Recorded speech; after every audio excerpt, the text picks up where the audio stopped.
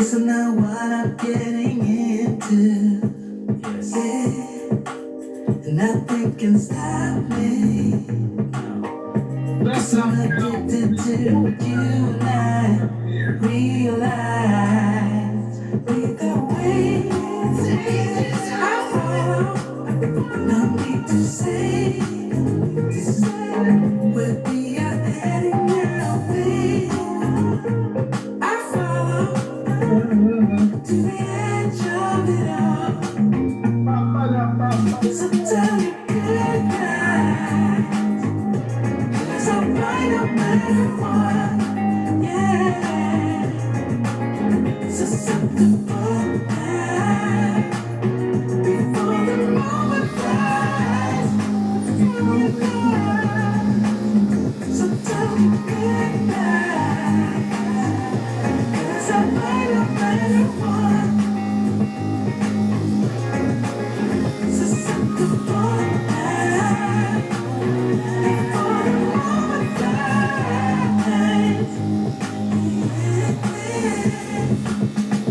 Bobbity bop. We're back. Shout out to the confident, intelligent, and assertive men out there, the CIA. One love to the feminine, beautiful, inspirational ladies in the house, the FBI. Candle of the evening from Lelado, Fig 15. Fragrance, two of them. One of them started off the day right with the best-selling fragrance of all time was called Armani's Acqua di Gio. Now, there are many different versions of this. I think Acqua di Gio, the best designer fragrance on the planet, period. Black bottle, silver writing. Then there was one that they took off the market. It was called Incenza, but it's hard to get. This one though, Acqua di Gio Eau de Parfum, just came out last month. This is a must-have. A summertime, warm weather, banging fragrance, and this is perfect for the office. It's perfect for the office. It's perfect straight out of the shower. You know, Acqua di Gio Profumo in the evening when you're dressed a little bit more chill in a leather jacket or something. This one all the way around. So that's why I wore this straight off today, and then tonight we jump straight into a Louis Vuitton Ombre Nomade. All right, shout out to everybody I met and saw while I'm out there in the field where the work is real. This is supposed to be out of focus. That's what's supposed to be in focus. And why are we here today? We are here today to talk about a subject that needs to be talked about. Okay. I have been getting so many requests for a particular video that I decided to go ahead and do it. And what is this particular concept?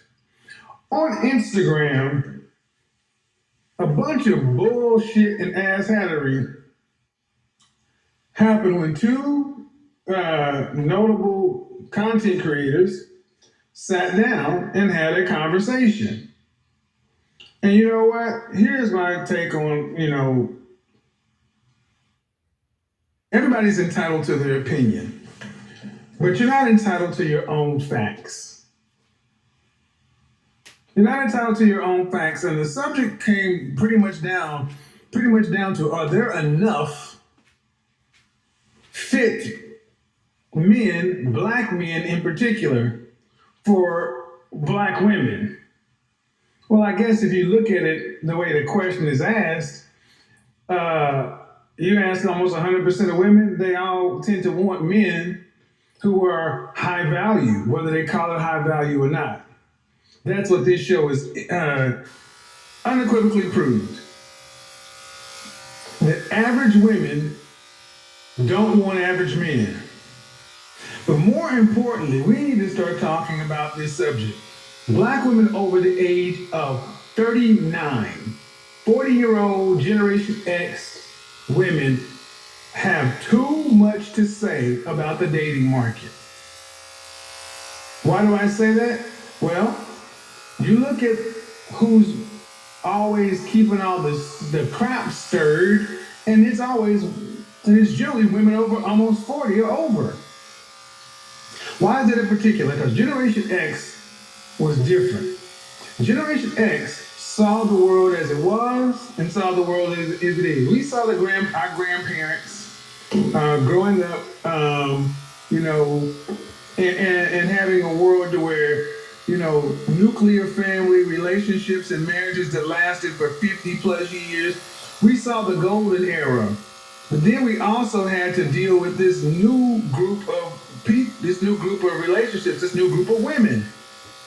And that's really what it comes down to. A new group of women.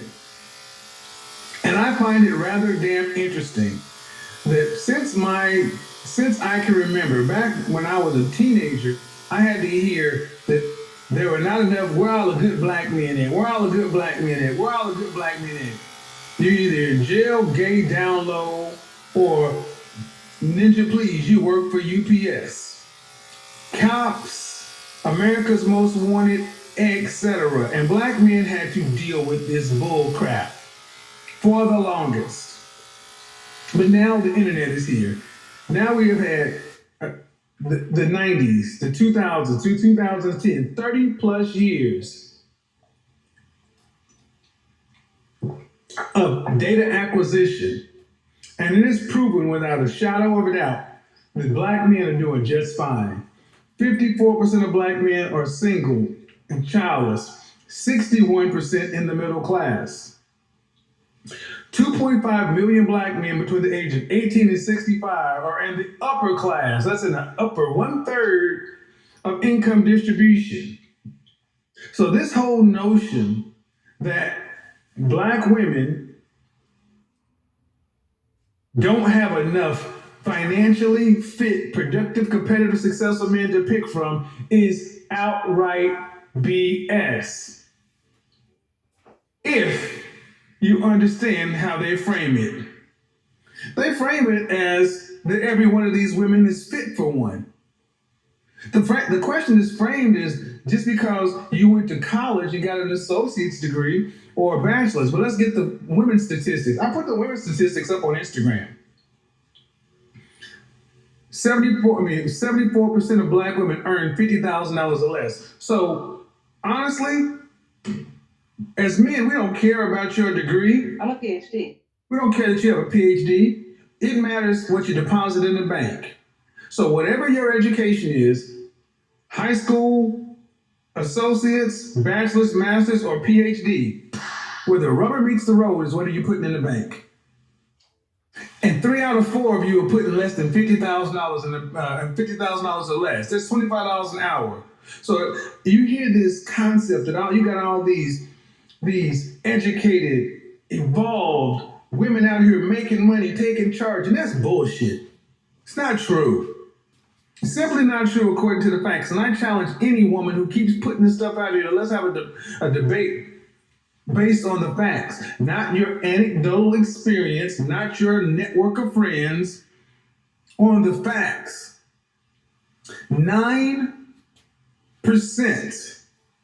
9% of black women earn more than $75,000 a year.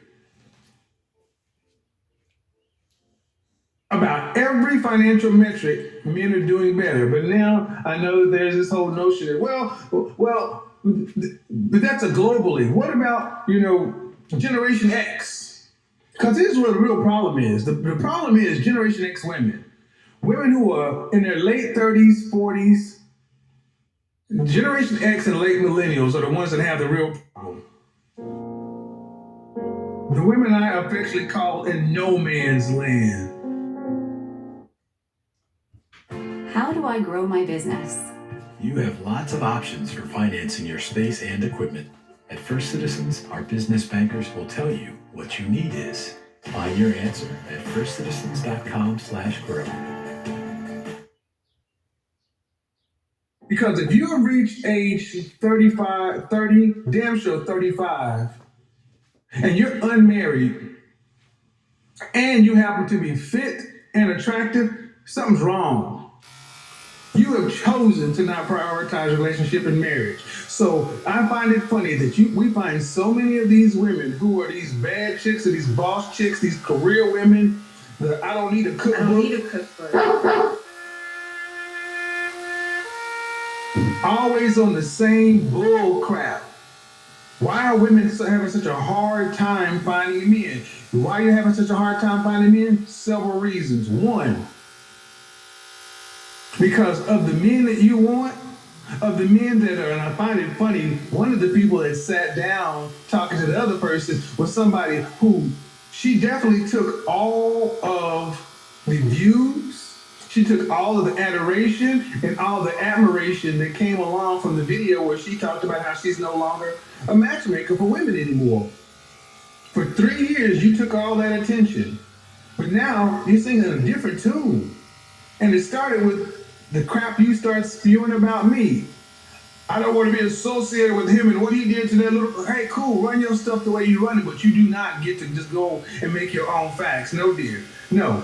The top, a 3% man, 6 figures, over 6 feet tall and single. Shout out to BGS Ibmore. We've already run the numbers, but I'll just give you a ballpark. Ladies, the men you want, the black men you want, are roughly 100,000. There are roughly 100,000 black men, single, age 40 plus, 35 to 40 plus, single, unmarried, 6 figures, 100,000, give or take. And here's the funny thing. I've already did this earlier last year. The number's closer to about 150,000. But if you really factor in for what most women want, women really don't want men at 100,000. They really want guys closer to 250. And when you're looking at $250,000, you have roughly 90 to 100,000 men, black men, who fit that category. I've done this before. And then you have hundreds of thousands of women looking for him. Why is this important? Let's just say Keith Henry. Not even use myself. Use somebody like Keith Henry. Keith Henry is a 6-figure VP. He's a pilot. He's a banker. He's an attorney. He's a physician. He is an entrepreneur. Because let's be honest, ladies, you don't want the guys who are blue-collar tradesmen. You don't want them. You don't want men who work for a living. You don't want men who just like when I have my focus groups, and this has come out so much, you ladies don't just want men making 6 figures. You want them to also go to work and not come home smelling. So when I was in California, I told one sister, you don't want a blue-collar man. You talk about you want a man who's in real estate. You mean you want him in real estate sales. You don't want him in real estate construction. So I need you ladies to understand how you want a white-collar, college-educated, 6 foot tall, $200,000 plus earner who you're attracted to, who's good in bed, and you wonder, there's never going to be enough of that man. That man is damn near non-existent. But the funny thing is, you get women on these platforms, and because they can tend to date those men, and they can tend to run in these circles, they don't look at the numbers, they don't care about the numbers, they don't factor in the numbers, and they sit around with the same old bullshit propaganda that there are not enough men and women are doing such great numbers. I will tell you one thing for sure. I know these men. I've trafficked in these men. I've talked to these men for years. And you know one of the main things that they say? That the kind of women that you ladies keep on talking about, why you can't find enough high value men? You know the number one reason why so many women don't fit? Because they're unfit. We have too many women who are educated, earning money, and not only have a great resume, but you're unappealing physically for these men, and they care about that. I don't get to change the facts on the ground. If we have 80% of our women being overweight and 80% of that women being obese, in here in Atlanta, can't throw a stick and you see how many women are overweight. When I do these focus groups, I talk to women every damn week, online and in person, especially in person.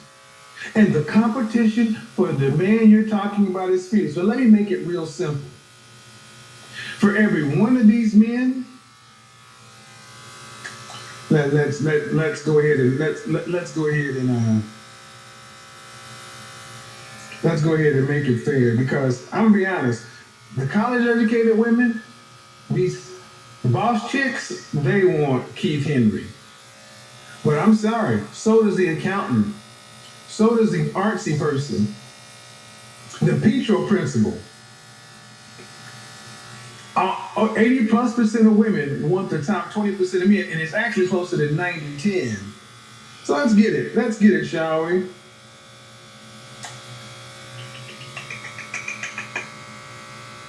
Let's see, 600 extra.